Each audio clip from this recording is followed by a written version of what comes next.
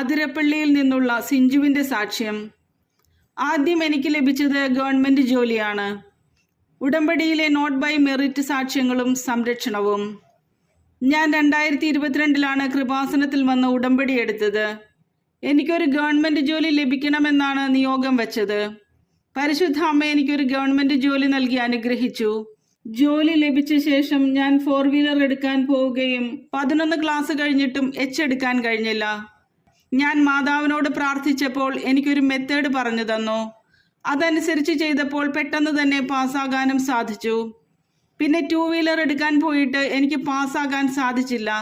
ഞാൻ ഉടമ്പടി തൈലം സ്കൂട്ടറിൽ പുരട്ടി പ്രാർത്ഥിച്ച ശേഷം പാസ്സായി. ദിവസവും വിശുദ്ധ കുർബാനയിൽ പങ്കെടുക്കാനും സാധിക്കുന്നു. കൂടാതെ സ്കൂട്ടറിൽ യാത്ര ചെയ്യുമ്പോൾ ഒരു കാറ് വന്ന് തട്ടിയെങ്കിലും ഒരു കുഴപ്പവും കൂടാതെ പരിശുദ്ധ അമ്മ എന്നെ സംരക്ഷിച്ചു. ചേർത്തല വയലാറ് നിന്നുള്ള റോഷൻ ജോസഫിൻ്റെ സഞ്ചാരി മാതാവ് കൂടെ വന്ന ഉടമ്പടി സാക്ഷ്യം. എനിക്കൊരു പനി വന്ന് വീട്ടിലിരിക്കുമ്പോൾ കൃപാസനത്തിലെ സാക്ഷ്യങ്ങൾ കണ്ടുകൊണ്ടിരിക്കുന്ന സമയത്ത് മാതാവിനോട് ഞാനിപ്പോൾ നീല ഉടമ്പടി വരെ ആയില്ലേ, എനിക്കൊരു അടയാളം വേണം എന്ന് പറഞ്ഞു. അപ്പോൾ ഒരു സിസ്റ്റർ വീട്ടിലേക്ക് കയറി വന്നു. എന്താണ് നിന്റെ പ്രശ്നം എന്ന് ചോദിച്ചു. വചനത്തിൽ നിനക്ക് വിശ്വാസമുണ്ടോ എന്ന് ചോദിച്ചു. വചനം മാത്രമുള്ള ഒരു ബുക്ക് തന്നിട്ട് പോയി. അതിനുശേഷം ഞാൻ ജോലിക്ക് പോയി. പക്ഷെ പനി കൂടി ഹോസ്പിറ്റലിലാക്കി. ബോധം തെളിയാത്തതുകൊണ്ട് CT സ്കാൻ ചെയ്തപ്പോൾ ഇന്റേണൽ ബ്ലീഡിംഗ് പോലെ കാണുന്നുണ്ട്, ആളെ കിട്ടാൻ ബുദ്ധിമുട്ടാണെന്ന് പറഞ്ഞു. അന്ന് രാത്രി ആ സിസ്റ്റർ സ്വപ്നത്തിൽ വന്ന് നിനക്ക് കൗണ്ട് 1.5 ലക്ഷം ആകുന്നതുവരെ ഇവിടെ കിടക്കാൻ പറഞ്ഞു.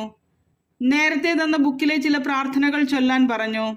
അതിനുശേഷം അടുപ്പിച്ച് 3 ദിവസം സിസ്റ്റർ സ്വപ്നത്തിൽ വന്ന് ഒരു പാക്കറ്റ് തരികയും എൻ്റെ കൗണ്ട് കൂടുകയും ഓപ്പറേഷൻ കൂടാതെ സുഖപ്പെടുകയും ചെയ്തു. പത്തനംതിട്ട വാളക്കുഴിയിൽ നിന്നുള്ള ജെന്നി ജോണിൻ്റെ സാക്ഷ്യം. കൃപാസനം തട്ടിപ്പാണെന്നാണ് ആദ്യം ഞാൻ കരുതിയത്. എൻ്റെ വ്യക്തിപരമായ ഉടമ്പടി ദൈവാനുഭവങ്ങൾ ഇതാണ്. ഗൾഫിലായിരുന്ന ഞാൻ 10 വർഷമായി അലർജിയുടെ അസുഖം മൂലം വിഷമിക്കുകയായിരുന്നു. ജോലിക്ക് പോകുന്നതിനോ രാത്രി ഉറങ്ങാനോ പറ്റില്ലായിരുന്നു. കണ്ണിനും ഇൻഫെക്ഷൻ ഉണ്ടാകുമായിരുന്നു. എതിരെ വരുന്ന വണ്ടിയുടെ വെട്ടം കണ്ണിലടിച്ചാൽ നീര് വയ്ക്കുമായിരുന്നു.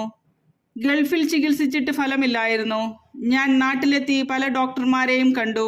പല ഹോസ്പിറ്റലുകളിലും പോയി ചികിത്സിച്ചിട്ടും ഫലമില്ലായിരുന്നു. എൻ്റെ ഒരു സുഹൃത്ത് വിളിച്ചിട്ട് കൃപാസനത്തിലൊന്ന് പോകൂ, നിന്റെ പ്രശ്നങ്ങളെല്ലാം മാറുമെന്ന് പറഞ്ഞു. ഞാൻ അവനോട് ഞാൻ പള്ളിയിലൊക്കെ പോകുന്നതാണെന്ന് പറഞ്ഞു. പിന്നെ അവൻ വിളിച്ചാൽ ഞാൻ എടുക്കാതായി. എനിക്ക് അസുഖം കൂടി വന്നു. അലോപ്പതി, ആയുർവേദം, ഹോമിയോപ്പതി എല്ലാം പരീക്ഷിച്ചു.